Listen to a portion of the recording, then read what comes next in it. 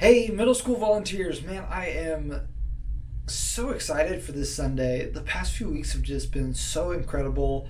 It's been amazing seeing how many of our middle school students are inviting their friends and bringing people with them. And guys, that's all because of you.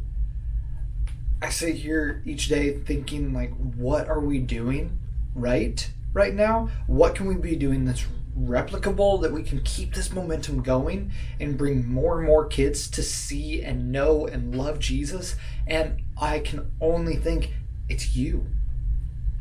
You are caring for these students in such a tangible, real way that they are saying, I don't want to just experience this myself. I need to bring somebody else to experience how this adult loves me. And guys, I think that is absolutely so incredible. Thank you for what you are doing first and foremost. It is inspiring and amazing to see. Man, I absolutely love it.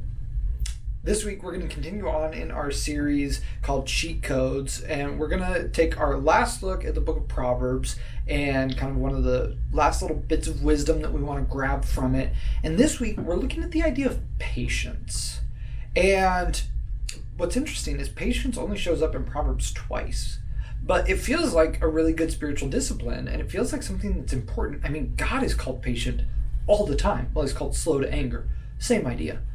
And it's really fascinating. So instead, what we're going to be doing is we're going to take this idea, and Proverbs is like, hey, patience is good. It's wise to be patient. You'll get good things out of it. And that's true. But we're going to reframe it in a way, and we're going to take the perspective of thinking about how patient God has been with us and how that can encourage us to be more patient with others. Now, here's the thing. You and I will have to remind ourselves that we're talking about this. I have to remind myself that we're talking about this idea of patience with middle schoolers. Cognitively, they are still learning how to flex these muscles of patience and self-control and calmness and restraint. These are brand new concepts for their brain that is to actually be wrestling with in a real, tangible way. And so with that, remember that you and me, have to be patient. That this is going to be something that some of our students will just get because they're wired to be patient, and some of our students won't. The other thing that I find myself having to remind myself of with life in middle school is so much of patience as an adult is realistically avoidance. If there's a person that really gets on your nerves, you just stop being around them.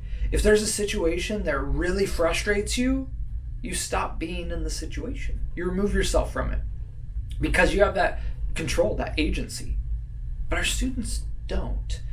Being in middle school, you don't really have that amount of control. You get assigned to a class with a group of people. You get chauffeured around everywhere by your parents, and that agency isn't quite there. And so it's another moment to remind myself that as our students are going to be struggling with this because cognitively it's maybe a half step ahead of them for some of them. And then they're going to be struggling with this because they don't have the same level of agency that you and I do, that high schoolers even do. So that's the kind of things that I want to just have you be thinking about as we get into this Sunday. In the small group leader guide, the second page, there's this thing that I don't know how much you've interacted with it before. It is called a feelings wheel, and it is so helpful. It's, in my opinion, one of the most helpful conversation pieces when I'm talking with students that I know of.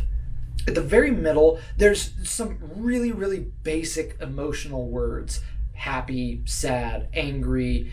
And then each step out, there's more words that kind of fall within that category of emotional words. And you can take another step out and get to really specific emotional words. Like, let me pull up some of them. Some of them are stunned or provoked, furious, resentful, detestful, powerless, content, thrilled, hopeful. And you get those words when you start in the middle with like happy, mad, sad. And so this can be something really, really helpful as you're talking through the idea of patience this week, that you can even put this in front of students and say, what are some ways that you feel when your patience is being tested or being stretched? So I hope that that can be a really, really helpful tool for you as you go into this Sunday. And couple of things that I want to make sure that you are aware of as we look past this Sunday. First off, on the 30th, our corn maze, we have over 40 people signed up. So some of you I might be getting in touch with either today or tomorrow and kind of walking through like, hey, can you drive such and such, do this thing? Because we have so many people going off campus, this is actually the most people that we have ever had go off campus for anything since I've been here outside of Pizza Palooza. So I'm very, very excited for it. I think it's going to be an absolute blast and a great time. After that, Siri and I are working on the final details of winter camp. And oh man, it's coming together. Guys, I am looking forward to this. It's going to be an incredible time. So please, I want to ask you, would you set aside the time on January 14th, 15th, and 16th to come with us to winter camp? We're going to go off into the mountains for one day, do a bunch of sledding and skiing. It'll be great. Actually, I just think sledding. And then after that, we're going to head down to Auburn. We've got this incredible place that we've got all set up, and we're going to have winter camp there for 3 days. What's incredible to think about is if we have a student that has amazing attendance, shows up 40 times out of the year, that means that you will have about 40 hours with them. 40 hours over the course of a year, and at winter camp, we're going to be spending like 50 something hours together. 24, 48, 56, maybe 57 hours, something like that. You will get more time with your students in one weekend than you can all year long. That makes a huge difference. It makes a huge difference in how your small group goes. It makes a huge difference in the relational equity that you have with these students and the safety that you create with these kids. So I'd encourage you, make that weekend a priority. If you can make it, please join us. The cost is free. It's just taking up your time. Guys, I'm so thankful. Thinking about winter camp, thinking about this Sunday, thinking about the rest of the fall and winter season that we have ahead of us, I'm so thankful that I get to do this ministry with you. It is so much fun to serve alongside you. It fills my heart so much, and I absolutely love doing this. And I cannot wait to serve with you this Sunday.